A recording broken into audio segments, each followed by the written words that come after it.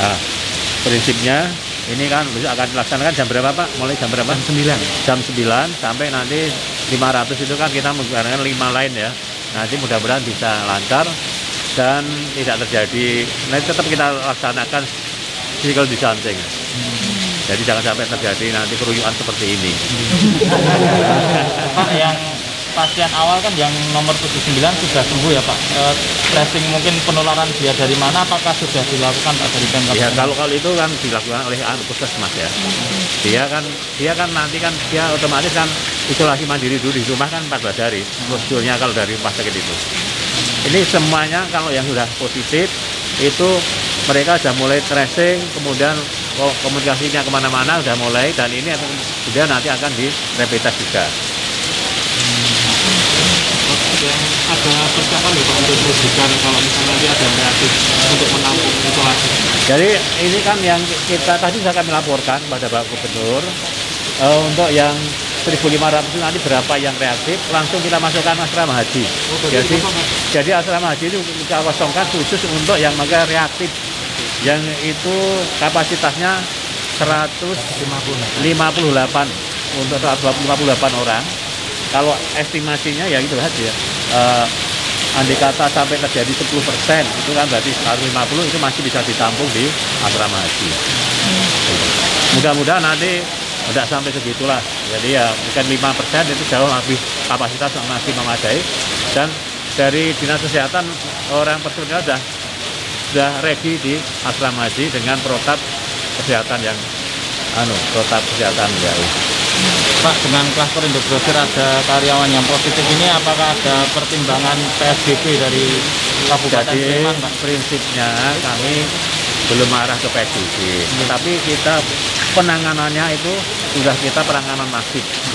Jadi kita tidak PSBB, tapi penanganan kita masif, kemudian tracing semuanya kita upayakan sampai nanti ditemukan semua itu. Berarti ketika yang pengunjung itu reaktif terus hasilnya positif juga akan di tracing dia kemana saja? Jadi gini ya, kalau yang reaktif nanti kan langsung masuk ke asrama haji. Ketika langsung masuk ke asrama haji, tracing berikutnya kan mereka kan kadang-kadang kan dia punya satu nota tapi berangkatnya 3 orang. Nah, itu tracing pertama kan keluarganya akan di tracing. Jadi puskesmas nanti itu kan otomatis akan begitu. Itu jadi tidak usah nunggu asal begitu ada yang positif, si A kemarin berangkatnya dengan siapa, itu sudah satu keluarganya juga otomatis di tracing Pak ya. Itu kan udah prosedurnya kan gitu. Langsung di swab juga ya Pak mereka yang reaktif? Ya kalau udah reaktif itu kan langsung kita kan arahnya ke PCR. Nah kalau udah nanti itu sudah positif itu kita dorong ke isolator. Itu kan gitu. Targetnya kalau angka sekarang sedang dihitung, tapi targetnya atau sasarannya adalah pemudik yang berasal dari daerah transmisi lokal, kemudian pekerja migran atau TKI dan sebagainya, kemudian ODP, kemudian ada jamaah tabligh ya seputaran itu. Bu Dewi, yang Indogrosir kan ada 3 yang dari Gunung Kidul ya yang reaktif itu hasilnya masih swabnya belum keluar atau belum masih ditunggu, tapi sudah di swab. Nah baru 3 itu ya Bu yang reaktif? Kalau yang kami tracing baru dapat 2. Dari 3 itu? Yang 1 kami belum dapat, nanti saya cek lagi. Tapi kalau dari Gunung Kidul itu antisipasi terbesar memang yang jamaah tabligh sebenarnya Bu? Kami upayakan di sana. Sudah tracing Tapi menyusur lagi. masih terus kita susur lagi karena masih banyak kan yang di tracing kan baru sebagian kecil yang dapat dari tracing. Oke. Kalau kesiapan untuk tempat isolasi sendiri Bu di Gunung Kidul? Alhamdulillah ini sudah ada beberapa tempat dan masyarakat ada yang menyediakan, dan ini kita optimalkan untuk Rumah Sakit Sabtosari. Kemudian nanti kalau situ kurang bisa ini PJHI, Persatuan Jamaah Haji Indonesia. Kalau buka kapasitasnya berapa ya Bu ya di Sabtosari dan PJHI? Sabtosari sebenarnya kalau mau dimaksimalkan kita bisa sampai 60. Tetapi ini memang karena sedang dalam proses pembangunan juga atau penyelesaian, Paling kita baru bisa sampai 25. 25 sekarang ini. Ya. Sementara ada 2 rumah sakit Raja Wali Citra sama rumah sakit Nurwijaya.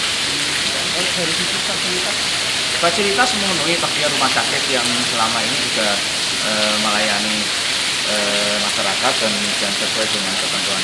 Dan rumah yang harus diketahui kan rumah sakit Bantul, Kabupaten Bantul sudah mewujudkan rumah sakit darurat atau rumah sakit lapangan, dan itu cukup menyangga dari kebutuhan pasien-pasien COVID-19. Kita ada 50 tempat tidur dan sampai saat ini peak yang tertinggi itu 27 tempat tidur terpakai. Jadi kita masih selalu ada space untuk sampai dengan saat ini untuk pasien-pasien kami. itu untuk memisahkan populasi antara pasien umum dengan pasien COVID atau gimana? Rumah sakit darurat. Ya, rumah sakit darurat itu ya seperti rumah sakit seperti Wisma Atlet ya. Jadi kita akan kita pergunakan untuk semua kasus COVID-19, terutama yang PDP ringan sedang dan OTG yang selama ini banyak. Artinya yang PDP positif dan confirm positif dengan gejala ringan atau tanpa gejala. Dan rata-rata sekarang sudah tanpa gejala yang ada di masyarakat. Jadi kita merawat 27 pasien di rumah sakit darurat atau rumah sakit lapangan itu, baik yang positif dari 10 yang positif atau 11 sekarang, kemudian sisanya itu tidak ada yang dengan gejala. Ya, jadi memang sekarang seperti yang disampaikan oleh Gugus Tugas Nasional, 80% dari pasien COVID-19 tanpa gejala. Sehingga sekarang kita harus pakai masker semua karena kita tidak tahu mana yang COVID-19 mana tidak dengan gejala-gejala klinis. Sementara jadi buktinya yang di Bantul kemarin setelah kita menyembuhkan 2 pasien itu juga sisa pasiennya tidak ada yang dengan gejala. Jadi kami di rumah sakit lapangan itu menyediakan tabung oksigen 50, kemudian infus pun sampai hari ini nggak pernah dipakai. Ya. Tapi mereka dirawat, diberikan vitamin, diberikan obat-obatan tertentu yang kemudian membantu penyembuhan mereka. Dan alhamdulillah kemarin Pak Bupati sudah melepas 2 pasien yang berhasil kita sembuhkan dari rumah sakit lapangan. Pak, kalau 2 rumah sakit tambahan tadi atau Wijaya dan Pasir sudah menangani belum pasien? Pasien-pasien ODP mungkin sudah menangani. Kemudian kalaupun dia ada perburukan, ada alkohol sebenarnya kita rujuk ke tempat kami. Jadi sudah ada yang ditangani ODP, PDP. Ya, tapi kalau confirm positif selama ini karena rumah sakit rujukan dan rumah sakit lapangan COVID-19 kita mencukupi, kita rujuk ke rumah sakit yang rujukan dan COVID-19. Posnya itu kepala dinas? Ya, posnya itu kepala dinas untuk yang tambahan. Yang penting bahwa rumah sakit tersebut bersedia dan kemudian memenuhi kriteria untuk memberikan pelayanan terhadap pasien COVID-19. Kalau perlu mengajukan ke Pemdadi nggak Pak, 2 rumah sakit pasien COVID? Tidak, seperti yang disampaikan tadi di rapat koordinasi, Sleman juga menambahkan beberapa rumah sakit kita juga, karena itu kan ada rumah sakit rujukan yang ditunjuk nasional, ada rumah sakit rujukan yang kemudian ditunjuk oleh gubernur provinsi menambahkan, dan kemudian untuk backup apabila jaga ini kita ada kekurangan, kita siapkan rumah sakit backup di masing-masing kabupaten kota. Klaster industri itu kan hanya salah satu. Nah, kita yang penting kita mau ke arah mana, mau lanjut aktif endogrosir itu kan kita melakukan metode active case finding ya. Nah, kalau sebelum active case finding kan kita menerima laporan rumah sakit ini dirawat positif. Nah, kalau endogrosir kan kita yang aktif. Nah, dengan aktif ini kan resikonya akan banyak ditemukan. Nah, kalau banyak ditemukan, apa yang harus kita persiapkan? Misalnya tadi asrama haji. Kalau asrama haji positif masuk rumah sakit, berapa kapasitas rumah sakit di DIY kan seperti itu. Nah, Pak, mungkin ada masukan dari Pak Gubernur tadi di dalam apa soal apa? Kalau Mas yang disampaikan Gubernur itu malah supaya yang jelas tidak SPSBB, yang masuk dalam ngesake pokoknya tidak PSBB. Nah, tapi prinsip untuk melakukan pembatasan atau social distancing dan physical distancing tetap ya. Kemudian misalnya ada pertanyaan belum PSBB kok sudah menolak orang mudik, nah, ada peraturan presiden. Nah, Gubernur kan menekankan itu. Kalau sudah diatur presiden, masa enggak mau dilakukan itu gitu kan? Itu antara lain. Tapi yang penting juga disampaikan dengan dalam tadi, beliau melihat nilai sisi positifnya bahwa untung klaster Indogrosir ini ditemukan sekarang gitu loh. Bukan nanti-nanti, kalau nanti-nanti mungkin sudah menyebar lebih jauh kemana-mana gitu kan. Iya, satu hal tambahan. RS rujukan di Sleman berapa? Di Sleman? Iya. Sleman itu gini, kan kita ada 27 rumah sakit. Yang rujukan pusat itu Sarjito 1. Kemudian tadi juga kita laporkan kalau yang 11 rumah sakit itu rujukan dengan SK Gubernur. Itu punya ruang isolasi sejumlah 77.